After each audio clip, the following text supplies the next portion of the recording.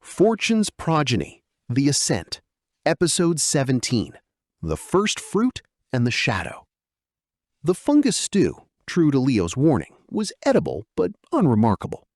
But the company was what Trent needed.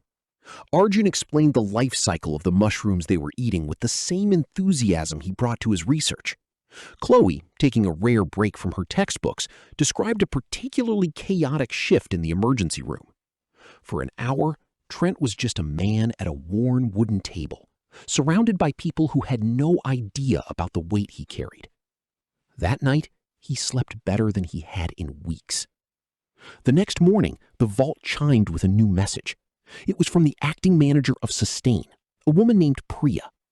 Her response to his recommendations was cautious, but open. The waste audit will take 2 weeks to complete.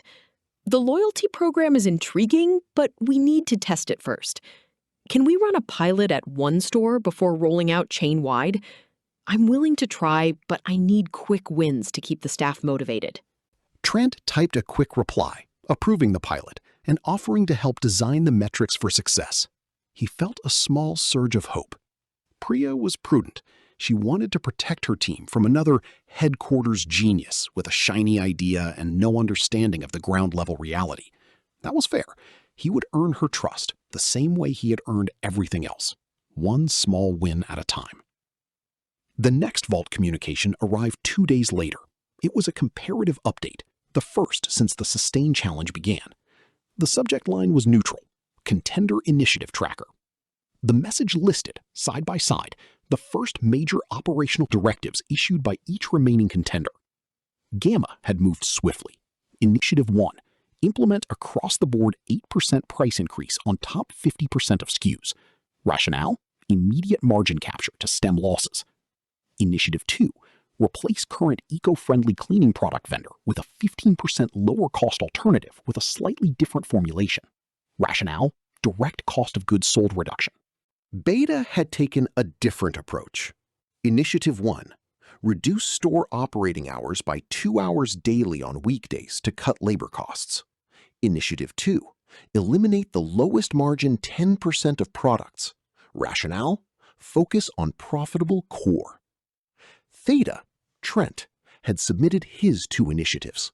Initiative 1, detailed waste audit and targeted bulk discount negotiation on identified high waste items. Initiative 2, packaging debt forgiveness loyalty program pilot. Rationale, systemic efficiency gain, brand enhancement, and customer value alignment over pure margin extraction. The tracker included a preliminary note. Early metrics show Gamma's price increase is improving gross margin by 2.3% in the pilot stores. Theta's initiatives are projected to reduce waste by an estimated 0.8% and potentially increase customer retention. Net P&L impact of Theta's initiatives is projected to be neutral to slightly positive in the midterm. Beta's initiatives have reduced operating expenses, but also reduced customer traffic by 4%. Gamma was winning on the short-term numbers. Trent's approach was slower, subtler, harder to measure. He knew that some members of the board, the ones who valued aggressive action, would see Gamma's swift results and be impressed. The pressure to match that pace was intense. He called Silas that evening, needing perspective. The board is divided. Some see Gamma as decisive. Others see the price increases as a potential brand-killing poison pill that will drive away the core customer over time. They're waiting to see customer sentiment data and churn rates. Your job is not to match Gamma's speed. Your job is to prove that your method yields durable results. The race is not a sprint. It is a test of who can sustain their strategy under pressure. Trent hung up, the words settling into his bones. Sustain. The name of the chain was almost too perfect. He was being tested on his ability to sustain his own philosophy, while the world demanded faster, flashier wins. The next morning, he received an unexpected text from Leo. "Hey, I did it. I sold the crypto. All of it. The loss hurts, but you were right. The hole wasn't getting shallower. Now I have a clear number. What's the next step? Trent stared at the message for a long moment. Leo had taken the hardest step, admitting defeat and stopping the bleeding. It was a kind of courage that deserved respect. Next step, build the wall. Save $1,000 in cash. Put it in a separate account. Don't touch it for anything except a real emergency. Then list every debt you have, smallest to largest. We'll attack the smallest one first. Leo's reply came quickly. $1,000?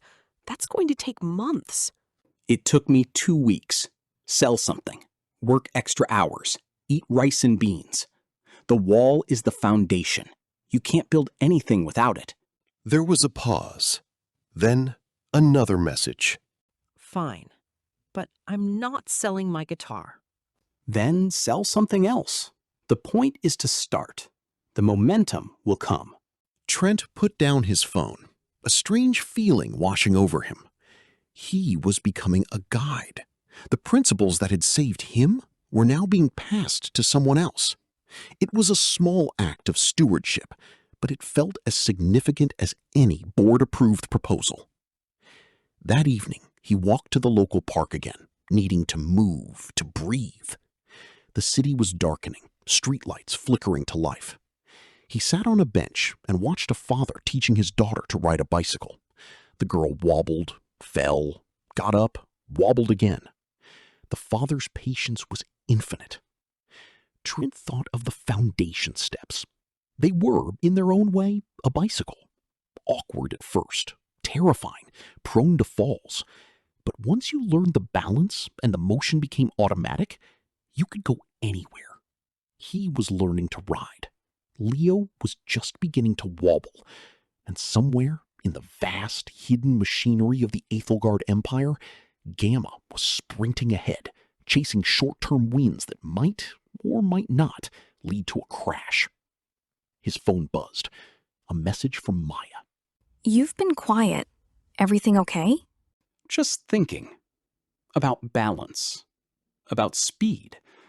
About whether slow and steady really wins the race. It depends on the race. If it's a sprint, no. If it's a marathon, yes. Which one are you running? He looked at the father and daughter. The girl was riding on her own now, wobbly but upright, a look of fierce concentration on her face. A marathon. Definitely a marathon. Then stop checking the mile markers. Just keep pedaling. Trent smiled and put his phone away. He watched the girl ride her bicycle in a wobbly circle, her father cheering from the sidelines. The race was long. The pressure was real, but he was still moving. And that, for now, was enough.